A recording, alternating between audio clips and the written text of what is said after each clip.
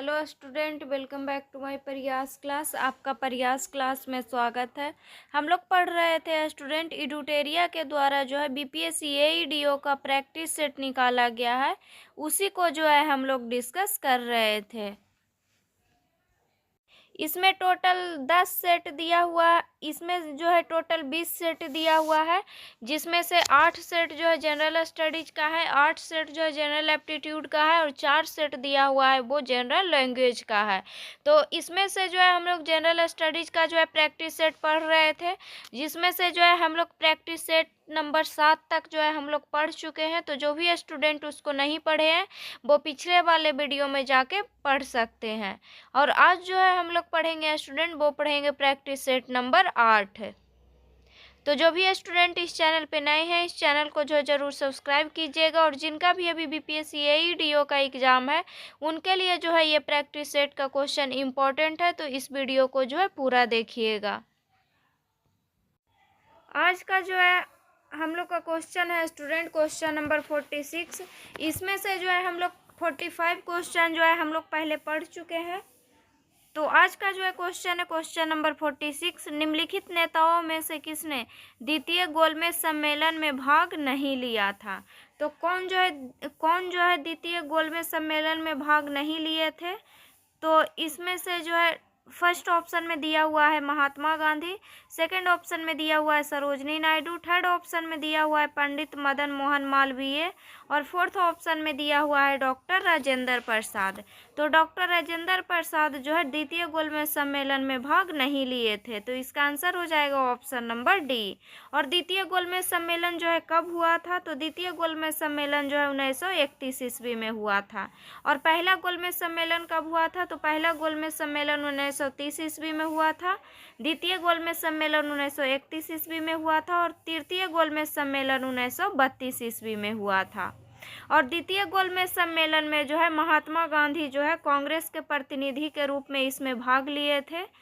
तो महात्मा गांधी जो है कौन से गोलमेज सम्मेलन में भाग लिए थे? तो द्वितीय गोलमेज सम्मेलन में जो है उन्होंने भाग लिए थे। और महात्मा गांधी जो है एसएस राजपुताना नामक जहाज से लंदन के लिए रवाना हुए थे। तो कौन जहाज से वो लंदन गए थे? तो एसएस राजपुताना नामक जहाज से वो लंदन गए थे। ये भी क्वेश्चन एग्जाम में पूछता है स्टूडेंट कि कौन नेता हैं जो तीनों गोलमेज सम्मेलन में भाग लिए हैं? तो तीनों गोलमेज सम्मेलन में भाग लेने वाले दो नेता हैं, भीमराव अंबेडकर और तेज बहादुर सप्रू। ये दोनों नेता जो है तीनों गोलमेज सम्मेलन में भाग लिए थे। नेक्स्ट क्वेश्चन है क्वेश्चन नंबर 47। खिलाफत आंदोलन की शुरुआत के पीछे निम्नलिखित में से कौन सा मुख्य कारण था? तो खिलाफत आंदोलन के पीछे निम्नलिखित में से कौन सा मुख्य कारण था? तो इसका जो है मुख्य कारण था अंग्रेजों द्वारा खलीफा पर बहुत सख्त संधि थोपना। तो इसका आंसर हो जाएगा ऑप्शन नंबर ए। और खिलाफत आंदोलन जो है कब हुआ था? तो खिलाफत आंदोलन जो है 1919 ईस्वी में हुआ था। और खिलाफत दिवस जो है कब मनाया गया था?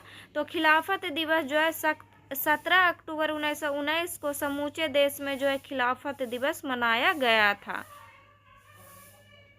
नेक्स्ट क्वेश्चन है क्वेश्चन नंबर 48। बिहार में सर्वप्रथम कौन सी यूरोपीय कंपनी आई थी? तो बिहार में जो है सर्वप्रथम कौन यूरोपीय कंपनी आई थी? तो कौन आया था? तो यह आया था पुर्तगाली कंपनी। तो इसका आंसर हो जाएगा option number B. Question number 49। निम्नलिखित में से कौन अपनी राजधानी मुर्शिदाबाद से मुंगेर स्थानांतरित किया था? तो कौन जो है अपनी राजधानी मुर्शिदाबाद से मुंगेर स्थानांतरित किया था? तो यह किया था मीर कासिम। तो इसका आंसर हो जाएगा option number D. Next question है स्टूडेंट क्वेश्चन नंबर 50। निम्नलिखित में से कौन सा विद्रोह दामन ए कोह के क्षेत्र से संबंधित है? तो कौन सा विद्रोह जो है दामन ए कोह के क्षेत्र से संबंधित है? तो यह है संथाल विद्रोह। और संथाल विद्रोह जो है कब हुआ था? तो संथाल विद्रोह जो है 1855-56 ईस्वी में हुआ था। और संथाल विद्रोह के नेता कौन थे? तो संथाल विद्रोह के जो है नेता थे सिद्धू और कान्हू। सिद्धू, कान्हू, चांद भैरव, ये सब जो है संथाल विद्रोह के नेता थे। नेक्स्ट क्वेश्चन है क्वेश्चन नंबर 51। बिहार में अब तक कितनी बार राष्ट्रपति शासन लगाया गया है? तो बिहार में जो है अब तक कितनी बार राष्ट्रपति शासन लगाया गया है? तो 8 बार लगाया गया है। तो इसका आंसर हो जाएगा ऑप्शन नंबर सी। और बिहार में जो है पहली बार राष्ट्रपति शासन कब लगा था? तो राष्ट्रपति शासन जो है बिहार में पहली बार 1968 में लगा था। और सबसे लास्ट बार जो अभी 8वां बार लगा है वो कब लगा है? तो वो लगा है 2005 में। तो बिहार में जो है 8वां बार राष्ट्रपति शासन कब लगा था? तो ये लगा था 2005 में। उसके बाद जो है अभी तक राष्ट्रपति शासन जो है नहीं लगा है। नेक्स्ट क्वेश्चन है क्वेश्चन नंबर 52। जिला परिषद अध्यक्ष अपना इस्तीफा किसे सौंपता है? तो जिला परिषद अध्यक्ष अपना इस्तीफा किसे सौंपता है? तो जिला मजिस्ट्रेट को सौंपता है। तो इसका आंसर हो जाएगा ऑप्शन नंबर ए। नेक्स्ट क्वेश्चन है क्वेश्चन नंबर 53। सूची 1 को सूची 2 से सुमेलित करना है।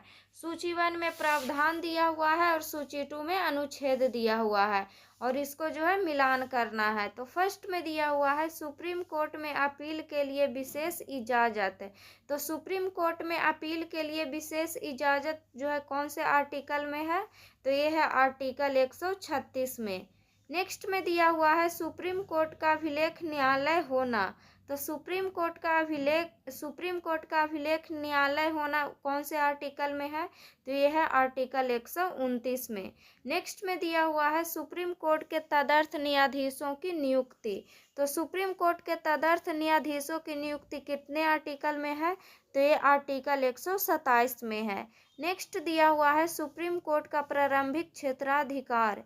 तो सुप्रीम कोर्ट का प्रारंभिक क्षेत्राधिकार कौन से आर्टिकल में आता है? तो ये आता है आर्टिकल 131 में। तो इसका आंसर हो जाएगा आपका option number C. Next question है क्वेश्चन नंबर 54। संघ के शासन का उपबंध भारतीय संविधान के किस भाग में है?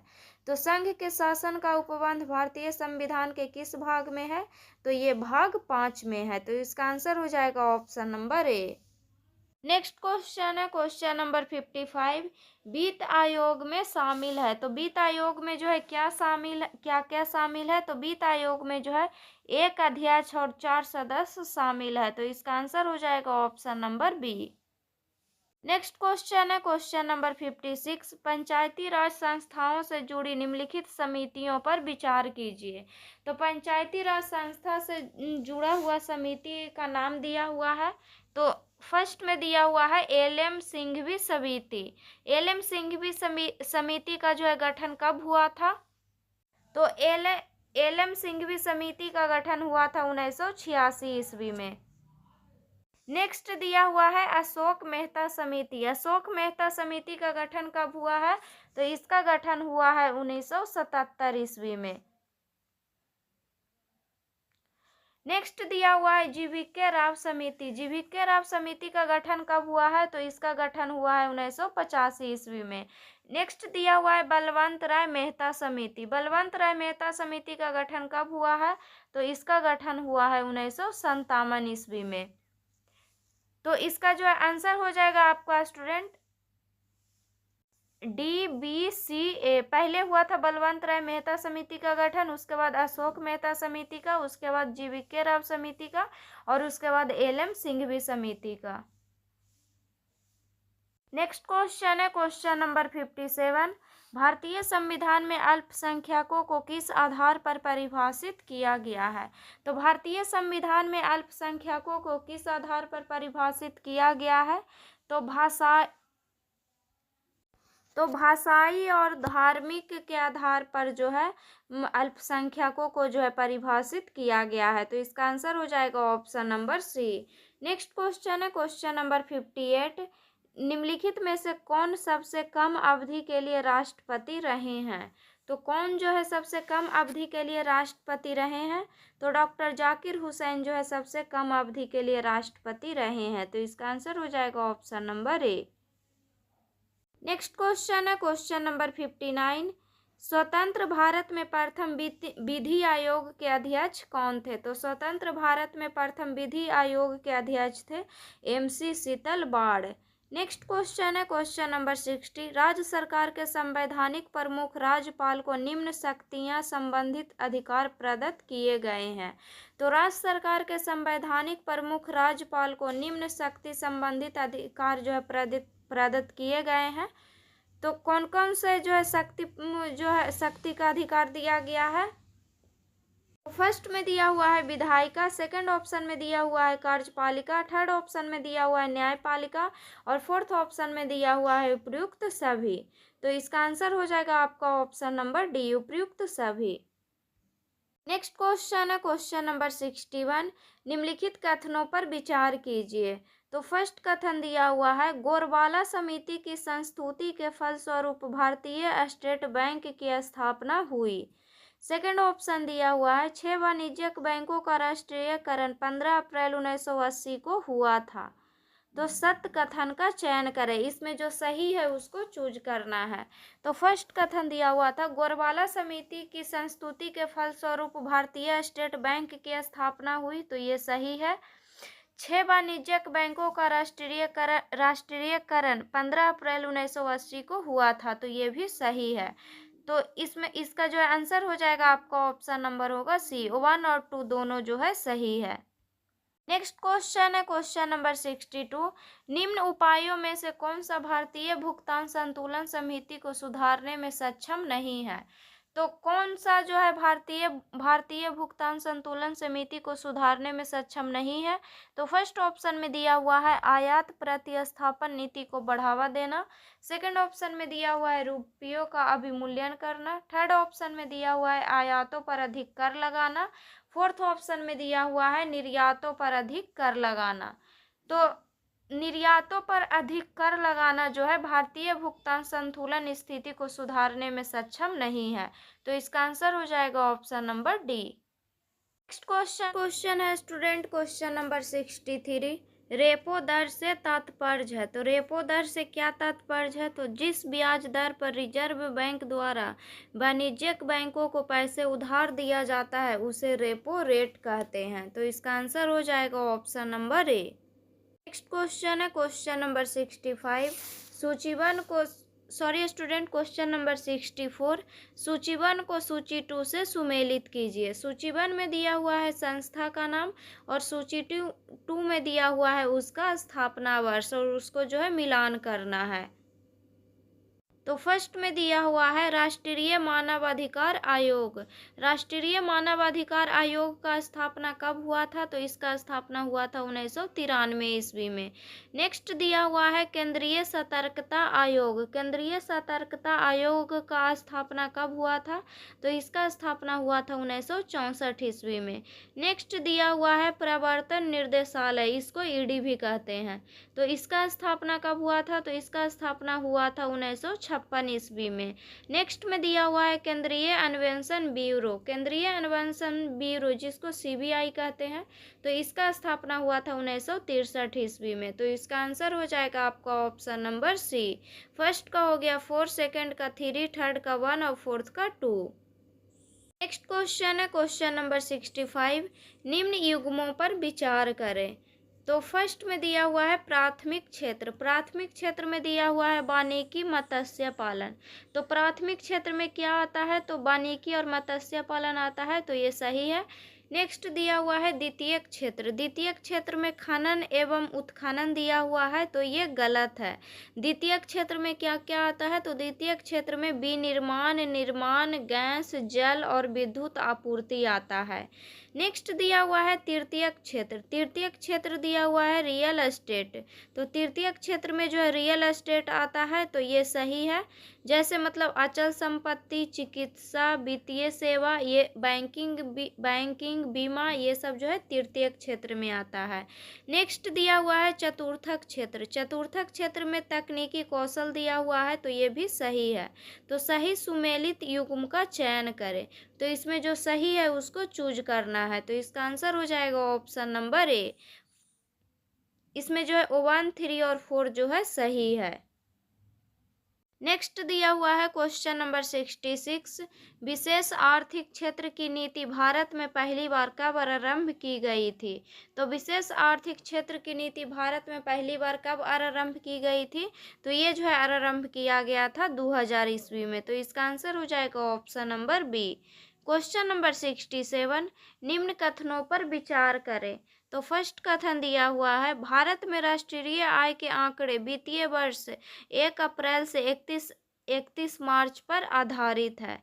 सेकंड ऑप्शन दिया हुआ है, वर्ष 2019 में केंद्र सरकार ने केंद्रीय सांख्यिकी कार्यालय CSO और राष्ट्रीय प्रतिदर्श सर्वेक्षण कार्यालय NSSO का विलय करके सांख्यिकी और कार्यान्वयन मंत्रालय के अधीन राष्ट्रीय सांख्यिकी कार्यालय NSO की स्थापना की। तो सत्य कथन का चयन करें, इसमें जो सही है उसको चूज करना है।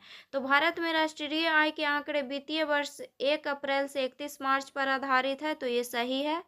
वर्ष 2019 में केंद्र सरकार ने केंद्रीय सांख्यिकी कार्यालय CSO और राष्ट्रीय प्रतिदर्श सर्वेक्षण कार्यालय NSSO का विलय करके सांख्यिकी और कार्यान्वयन मंत्रालय का अधीन राष्ट्रीय सांख्यिकी कार्यालय NSO की स्थापना की। तो ये भी सही है। तो इसका आंसर हो जाएगा आपका ऑप्शन नंबर सी। 1 और 2 दोनों जो है इसमें सही है। नेक्स्ट क्वेश्चन है क्वेश्चन नंबर 68, निस्पंदस्फीति स्टैगफ्लेशन की स्थिति में निम्नलिखित में से कौन सी विशेषता पाई जाती है। तो फर्स्ट ऑप्शन में दिया हुआ है उच्च आर्थिक समृद्धि और निम्न बेरोजगारी। सेकंड ऑप्शन में दिया हुआ है शून्य आर्थिक समृद्धि, उच्च बेरोजगारी और वस्तु की कीमत में वृद्धि। थर्ड ऑप्शन में दिया हुआ है निम्न बेरोजगारी और वस्तु की कीमत में गिरावट। और फोर्थ ऑप्शन में दिया हुआ है उच्च आर्थिक समृद्धि और वस्तु की कीमत में गिरावट। तो स्टैगफ्लेशन का स्टैगफ्लेशन का जो है कौन सी विशेषता है इसमें, तो शून्य आर्थिक समृद्धि, उच्च बेरोजगारी और वस्तुओं की कीमत में वृद्धि, ये जो है विशेषता है। तो इसका आंसर हो जाएगा option number B. Question number 69, Patna में 1857 के विद्रोह का नेतृत्व किसने किया था। तो पटना में 1857 के विद्रोह का नेतृत्व किए थे पीर अली। तो इसका आंसर हो जाएगा ऑप्शन नंबर बी। क्वेश्चन है स्टूडेंट क्वेश्चन नंबर 70, बिहार में साइमन कमीशन पटना कब आया था। तो बिहार में साइमन कमीशन पटना आया था 12 दिसंबर 1928 ईस्वी को। क्वेश्चन नंबर 71, मुंगेर के बढ़इया ताल आंदोलन का उद्देश्य क्या था। तो मुंगेर के बढ़इया ताल आंदोलन का उद्देश्य था बकासत भूमि की वापसी की मांग। तो इसका आंसर हो जाएगा option number A. Question number 72, Bihar Congress socialist party की स्थापना कब हुई। तो बिहार कांग्रेस सोशलिस्ट पार्टी की स्थापना हुआ है 1934 ईस्वी में। तो इसका आंसर हो जाएगा option number D. Next question है क्वेश्चन नंबर 73, बिहार में प्रथम कांग्रेस मंत्रिमंडल का गठन 1937 में किसके नेतृत्व में हुआ। तो बिहार में प्रथम कांग्रेस मंत्रिमंडल का गठन 1937 में श्री कृष्ण सिंह के नेतृत्व में हुआ था। तो इसका आंसर हो जाएगा option number B. Next question है क्वेश्चन नंबर 74, बिहार की राजकीय वृक्ष निम्नलिखित में से कौन है। तो बिहार की राजकीय वृक्ष निम्नलिखित में से कौन है। बिहार का राजकीय वृक्ष क्या है, तो बिहार का राजकीय वृक्ष है पीपल। नेक्स्ट क्वेश्चन है क्वेश्चन नंबर 75, बिहार में प्रवेश करने के बाद सोन नदी अंततः गंगा नदी में विलीन होने से पहले कितने जिलों को पार करती है। तो बिहार में प्रवेश करने के बाद सोन नदी अंततः गंगा नदी में 5 जिला जो है कितने जिलों को पार करती है विलीन होने से पहले गंगा नदी में, तो 5 जिलों को पार करती है। तो इसका आंसर हो जाएगा option number B. Next question है क्वेश्चन नंबर 76, निम्नलिखित का मिलान करें। तो सूची 1 को सूची 2 से मिलान करना है। सूची 1 में दिया हुआ है बिहार की नदियां का नाम और सूची 2 में दिया हुआ है संगम बिंदु गंगा के साथ है। तो कौन सा जो है नदी जो है कौन से गंगा जो है कहाँ गंगा के साथ जो है कहाँ मिलती है, वही संगम बिंदु का नाम दिया हुआ है। फर्स्ट में दिया हुआ है कर्मनासा नदी। कर्मनासा नदी जो है गंगा में जो है कहाँ मिलती है, तो कर्मनाशा नदी जो है गंगा में जो है चौसा में मिलती है। नेक्स्ट है बूढ़ी गंडक। बूढ़ी गंडक जो है कहाँ मिलती है, तो एक खगड़िया में मिलती है गंगा में। नेक्स्ट है गंडक। गंडक जो है कहाँ मिलती है, तो गंडक कुर्सेल सोनपुर में मिलती है। नेक्स्ट है कोसी। कोसी कहाँ मिलती है, तो कोसी कुर्सेला में मिलती है। तो इसका आंसर हो जाएगा ऑप्शन नंबर बी। क्वेश्चन है क्वेश्चन नंबर 77, निम्नलिखित का मिलान करें। तो फर्स्ट में दिया हुआ है पाइराइट। एक तरफ जो है खनिज का नाम दिया हुआ है और एक तरफ जो है जिला का नाम दिया हुआ है। कौन सा खनिज जो है कौन से जिला में पाया जाता है उसको मिलान करना है। तो फर्स्ट में दिया हुआ है पाइराइट। पाइराइट जो है कहाँ पाया जाता है, तो पाइराइट रोहतास में पाया जाता है। ग्लैना कहाँ पाया जाता है, तो ग्लैना बांका में पाया जाता है। नेक्स्ट है एस्बेस्ट। एस्बेस्ट जो है कहाँ पाया जाता है, तो जमुई में पाया जाता है। नेक्स्ट है सोना। सोना जो है कहाँ पाया जाता, सॉरी स्टूडेंट, एस्बेस्ट जो है मुंगेर में पाया जाता है, ना कि जमुई में। सोना जो है जमुई में पाया जाता है। तो इसका आंसर हो जाएगा option number C. Question number 78, Bihar का अक्षांशीय विस्तार है। तो बिहार का अक्षांशीय विस्तार जो है कितना से कितना है, तो 24 डिग्री 20 मिनट 10 सेकेंड से लेकर के 37 डिग्री 31 मिनट 15 सेकेंड उत्तरी अक्षांश जो है ये अक्षांशीय विस्तार है बिहार का। तो इसका आंसर हो जाएगा option number A. Question number 79, राज्य विधान परिषद के कितने सदस्य विधानसभा द्वारा चुने जाते हैं। तो राज्य विधान परिषद के कितने सदस्य जो है विधानसभा द्वारा चुने जाते हैं, तो 1/3 सदस्य जो है विधानसभा द्वारा चुने जाते हैं। तो इसका आंसर हो जाएगा option number B. Next question है क्वेश्चन नंबर 80, बिहार विधानसभा के प्रथम अध्यक्ष थे। तो बिहार विधानसभा के प्रथम अध्यक्ष कौन थे, तो श्री राम दयालु सिंह थे। तो इसका आंसर हो जाएगा ऑप्शन नंबर बी।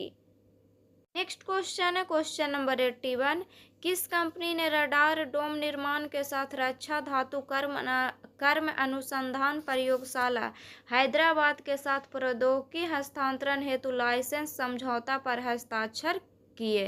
तो कौन कंपनी किया था, तो ये किया था Bharat heavy electricals limited company. तो इसका आंसर हो जाएगा ऑप्शन नंबर ए। क्वेश्चन है क्वेश्चन नंबर 82, कौन सा संगठन रेवन मैग्सेस पुरस्कार 2025 से सम्मानित होने वाला पहला भारतीय संगठन बन गया है। तो ये कौन सा संगठन बना है, तो ये बना है एजुकेट गर्ल्स। क्वेश्चन नंबर 83, निम्नलिखित में से किस कंपनी ने भारत के पूर्वी तट पर एक विश्व स्तरीय ग्रीनफील्ड शिपयार्ड के विकास की संभावनाओं को पता लगाने के लिए मार्गदर्शन तमिलनाडु के साथ एक समझौता ज्ञापन पर हस्ताक्षर किए हैं। तो निम्नलिखित में से जो है कौन कंपनी जो है भारत के पूर्वी तट पर एक विश्व स्तरीय ग्रीनफील्ड शिपयार्ड के विकास की संभावनाओं का पता लगाने के लिए मार्गदर्शन तमिलनाडु के साथ एक समझौता ज्ञापन पर हस्ताक्षर किए हैं। तो ये किया है Mazagon dock ship builders limited. तो इसका आंसर हो जाएगा ऑप्शन नंबर ए। क्वेश्चन है क्वेश्चन नंबर 84, हाल ही में सांख्यिकी और कार्यक्रम कार्यान्वयन मंत्रालय द्वारा जारी आंकड़े के अनुसार शिशु मृत्यु दर में गिरावट का रुझान देखा गया है, जो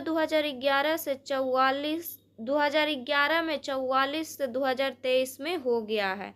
तो 2011 में जो है 44 था और 2023 में जो है 25 हो गया है। तो इसका आंसर हो जाएगा option number A. Question number 85, हाल ही में निम्नलिखित में से किसने रक्षा लेखा महानियंत्रक का पदभार ग्रहण किया है। तो किसने जो है रक्षा लेखा महानियंत्रक का पदभार ग्रहण किया है, तो ये किया है विश्वजीत सहाय। तो इसका आंसर हो जाएगा option number D. Next question है क्वेश्चन नंबर 86, हाल ही में निम्नलिखित में से कौन भारत के 9वें शतरंज ग्रैंड मास्टर बन गया।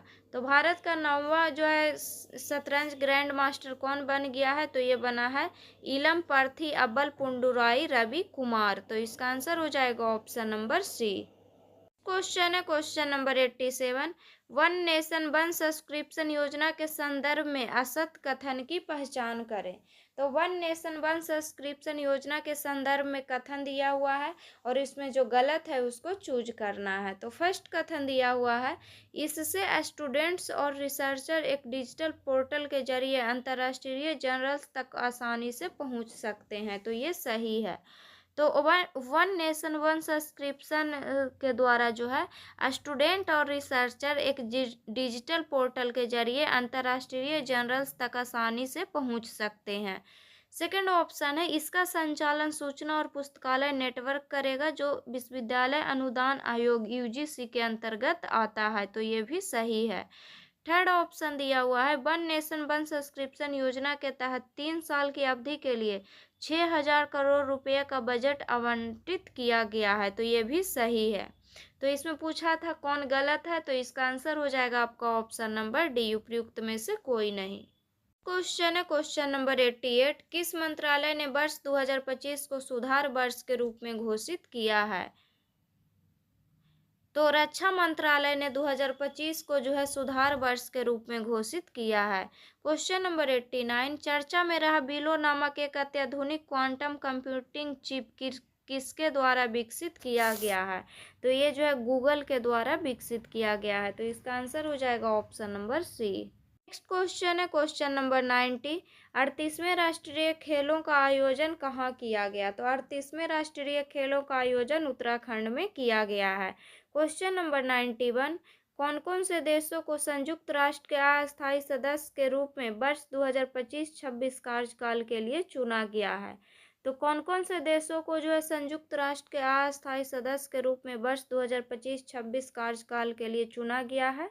तो फर्स्ट ऑप्शन में दिया हुआ है पाकिस्तान, सेकंड ऑप्शन में दिया हुआ है पनामा, थर्ड ऑप्शन में दिया हुआ है सोमालिया और फोर्थ ऑप्शन में दिया हुआ है उपयुक्त सभी। तो इसका आंसर हो जाएगा आपका ऑप्शन नंबर डी, उपयुक्त सभी। क्वेश्चन नंबर 92, नासा के जेम्स वेब स्पेस टेलीस्कोप ने पृथ्वी से बड़े एक एक्सोप्लैनेट का पता लगाया है जो रहने योग्य क्षेत्र में स्थित है और जिसमें जीवन सहायक परिस्थितियां होने की संभावना है। इस एक्सोप्लैनेट का नाम क्या है? तो इसका नाम है K2-18b, तो इसका आंसर हो जाएगा option number D. Next question है क्वेश्चन नंबर 93, युवा कार्यक्रम और खेल मंत्रालय के द्वारा जारी खेल पुरस्कारों के संबंध में निम्न कथन पर विचार कीजिए और सही कथन का चयन कीजिए। तो युवा कार्यक्रम और खेल मंत्रालय के द्वारा जारी खेल पुरस्कार के संदर्भ में कथन दिया हुआ है और इसमें जो सही है उसको चूज करना है। तो फर्स्ट में दिया हुआ है गुकेश डी को शतरंज के लिए मेजर ध्यानचंद खेल रत्न पुरस्कार 2024 से सम्मानित किया गया, तो ये सही है। सेकेंड ऑप्शन में दिया हुआ है श्री मुरलीकांत राजा राम पेटकर जी को अर्जुन पुरस्कार श्रेणी से जो है सम्मानित किया गया है और अर्जुन पुरस्कार जो है आजीवन जो है मिल गया इनको, तो इनको जो है सम्मानित किया गया है, तो ये भी सही है। नेक्स्ट ऑप्शन में है सुश्री मनु भाकर जी को ओलंपिक्स में निशानेबाजी में 2 पदक जीतने के लिए अर्जुन पुरस्कार से सम्मानित किया गया है, तो नहीं, ये गलत है। तो इसका आंसर हो जाएगा आपका ऑप्शन नंबर ए, 1 और 2 दोनों जो है इसमें सही है। नेक्स्ट क्वेश्चन है क्वेश्चन नंबर 94, पद्म पुरस्कार 2025 के बारे में असत कथन का चयन करें। तो पद्म पुरस्कार 2025 के बारे में गलत कथन को चूज करना है। तो फर्स्ट कथन दिया हुआ है श्री दुब्बर नागेश्वर रेड्डी को चिकित्सा के क्षेत्र में पद्म विभूषण पुरस्कार प्रदान किया गया, तो ये सही है कि श्री दुब्बर नागेश्वर रेड्डी को चिकित्सा के क्षेत्र में पद्म विभूषण पुरस्कार प्रदान किया गया है। सेकेंड ऑप्शन में दिया हुआ है 2025 में कुल 139 पद्म पुरस्कार की घोषणा की गई है, जिसमें पद्म विभूषण 7, पद्म भूषण 19 और पद्म श्री 113 व्यक्ति को दिया गया है, तो ये भी सही है। थर्ड ऑप्शन में दिया हुआ है पद्म पुरस्कार 2025 में 25 महिलाओं और 13 व्यक्ति को मरणोपरांत दिया गया है, तो नहीं, ये गलत है। पद्म पुरस्कार 2025 में जो है 23 महिला को दिया गया है और 10 विदेशी को दिया गया है तथा 13 मरणोपरांत व्यक्ति को शामिल किया गया था इसमें। नेक्स्ट ऑप्शन दिया हुआ है पद्म पुरस्कार 2025 में बिहार के कुल 7 व्यक्तियों को सम्मानित किया गया है, तो ये भी सही है। तो इसमें जो है गलत कथन पूछा था, तो इसका आंसर हो जाएगा option number C. Question number 95, 18वीं वन स्थिति रिपोर्ट 2023 के अनुसार सत्य कथन को चुने। तो 18वीं वन स्थिति रिपोर्ट 2023 के बारे में जो है कथन दिया हुआ है और इसमें जो सही है उसको चूज करना है। तो फर्स्ट कथन दिया हुआ है, भारत वन स्थिति रिपोर्ट 2023 के अनुसार भारत का वनावरण 7,15,343 वर्ग किलोमीटर है, तो ये सही है। सेकंड ऑप्शन में दिया हुआ है, क्षेत्रफल के अनुसार सर्वाधिक वनावरण वाले राज्य, क्षेत्रफल के अनुसार सर्वाधिक वनावरण वाला राज्य दिया हुआ है मध्य प्रदेश, अरुणाचल प्रदेश, छत्तीसगढ़, तो ये भी सही है। थर्ड ऑप्शन में दिया हुआ है, वन स्थिति रिपोर्ट 2023 के अनुसार कुल भौगोलिक क्षेत्रफल का 21.76% है, तो ये भी सही है। तो इसमें पूछा था सही कथन को इसमें चूज करना था, तो इसका आंसर हो जाएगा ऑप्शन नंबर डी, उपयुक्त सभी कथन सही है। नेक्स्ट क्वेश्चन है question number 96, Bihar budget 2025-26 Bihar सरकार द्वारा विधानसभा में कब प्रस्तुत किया गया है? तो 3 मार्च 2025 को प्रस्तुत किया गया है। क्वेश्चन नंबर 97, बिहार आर्थिक सर्वेक्षण 2024-25 के अनुसार देश में सबसे तेजी से विकास करने वाले राज्यों में बिहार का स्थान कौन सा है? तो बिहार का स्थान दूसरा है, तो इसका आंसर हो जाएगा option number B. Question number 98, वन स्थिति रिपोर्ट 2023 के अनुसार बिहार में वृक्षावरण सहित कुल वनावरण क्षेत्र कितना है? तो वन स्थिति रिपोर्ट 2023 के अनुसार बिहार में वृक्षावरण सहित कुल वनावरण क्षेत्र जो है कितना वर्ग किलोमीटर है? तो 9,902.66 वर्ग किलोमीटर है, तो इसका आंसर हो जाएगा option number C. Question number 99, Bihar में गंडक नदी के किनारे राज्य का पहला घड़ियाल अभयारण्य का निर्माण किस जिले में किया जाएगा? तो राज्य का पहला घड़ियाल अभयारण्य का निर्माण जो है गोपालगंज में किया जाएगा, तो इसका आंसर हो जाएगा ऑप्शन नंबर ए। क्वेश्चन है क्वेश्चन नंबर 100, गणतंत्र दिवस समारोह के अवसर पर 8 वर्ष बाद बिहार की झांकी निकाली गई। इस झांकी में घोड़ा कटोरा जलाशय में स्थित भगवान बुद्ध की मूर्ति को दिखाया गया है। घोड़ा कटोरा जलाशय कहाँ स्थित है? तो घोड़ा कटोरा जलाशय जो है राजगीर में स्थित है, तो इसका आंसर हो जाएगा ऑप्शन नंबर बी। तो इसमें 100 क्वेश्चन था स्टूडेंट, उसको जो है हम लोग पढ़ चुके हैं। तो अगर वीडियो अच्छा लगे तो वीडियो को लाइक कीजिएगा और चैनल को सब्सक्राइब कीजिएगा, और जो भी स्टूडेंट इस चैनल पे नए हैं इस चैनल को जो है ज़रूर सब्सक्राइब कीजिएगा। और जिनका भी अभी बीपीएससी एईडीओ का एग्ज़ाम है उनके लिए जो है ये क्वेश्चन इम्पॉर्टेंट है, तो इसको जितना हो सके उतना आप रिवीजन कीजिएगा।